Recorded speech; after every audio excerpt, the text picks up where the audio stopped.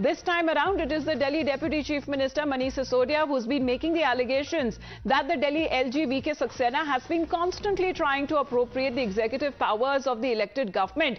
It further went on to allege that the LG is running a parallel system of governance in the NCT, in the national capital area of the national capital Delhi, by abrogating himself the powers of an elected government. And he has been accusing also the Delhi LG of encouraging when it comes to a non-obedience on part of the civil servants towards the elected government, as the Delhi government had told the Supreme Court that the LG's office has derailed governance of the national capital in complete disregard to constitutional commitments to the representative democracy and federalism as well.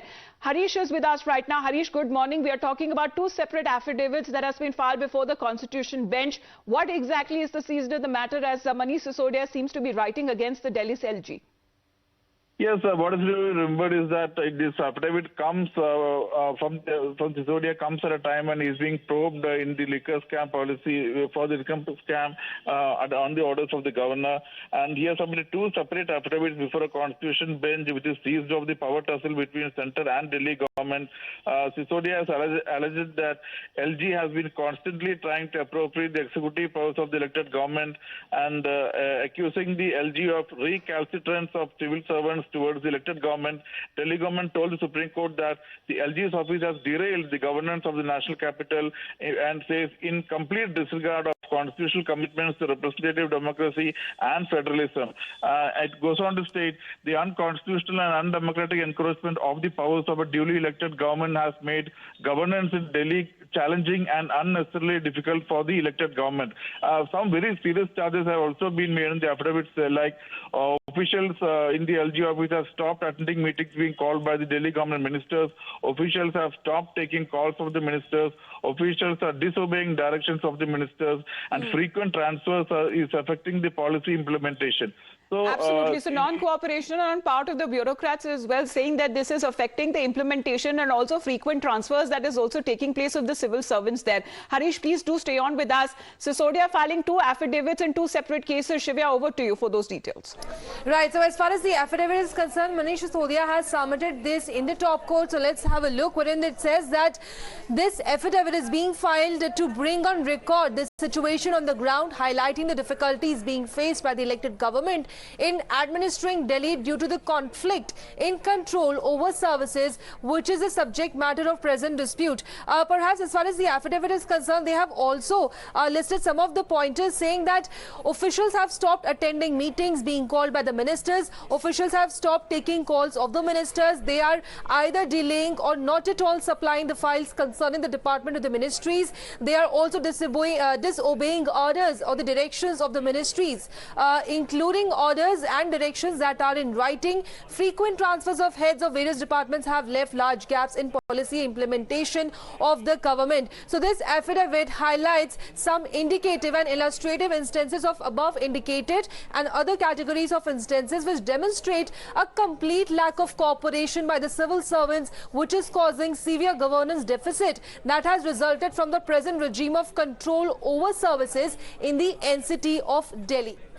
All right, so those are the two affidavits that we are talking about, Harish, because the first one relates to the tug-of-war that has been happening between the union and the Delhi governments over the control of bureaucrats, while the second one also pertains to the 2021 Government of the National Capital Territory of Delhi Act, which gives an upper hand to the LG in matters of administration.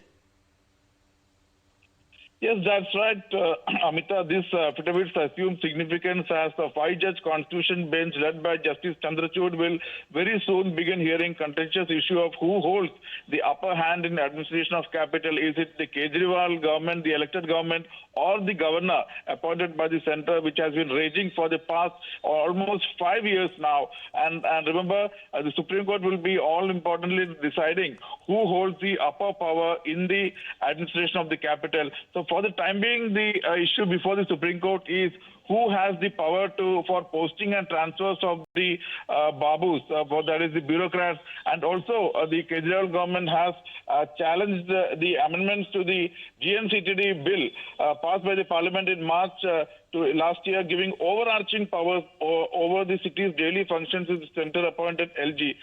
Kejriwal had argued the petition that it is an undemocratic bill passed by brute force of majority in both houses, and the Kejriwal government says the act undermines the power of Delhi's elected government, calls it a blatant violation of constitutional bench of the Supreme Court, and at a time when Supreme Court has restricted the jurisdiction of LG to matters of land, police and on public order only. But the LG was interfering in day-to-day affairs of the elected government, and therefore the Supreme Court must and he should ideally act on the aid and advice of the Council of Ministers. And so the Kejriwal government has accused the LG of violating all norms and earlier Supreme Court judgment in this regard, and has very clearly said that the LG Supreme Court has held that the LG could not interfere in every decision of the Delhi government, day-to-day affairs of the elected government, and must act on the aid and advice of Council of Ministers. And Kejriwal government also says court had ruled that LG was bound to listen to city's elected government and couldn't act independently. Right, but meanwhile, if we talk about the 2021 amendment that makes it mandatory for the Delhi government to seek the opinion of the LG before taking any executive action in pursuance of the decisions made by the Council of Ministers or any other decision under any law and force in the national capital itself, remains to be seen how the matter will be now taken up in the Supreme Court. For the moment, thanks very much, Harish, for joining in. Let's shift our focus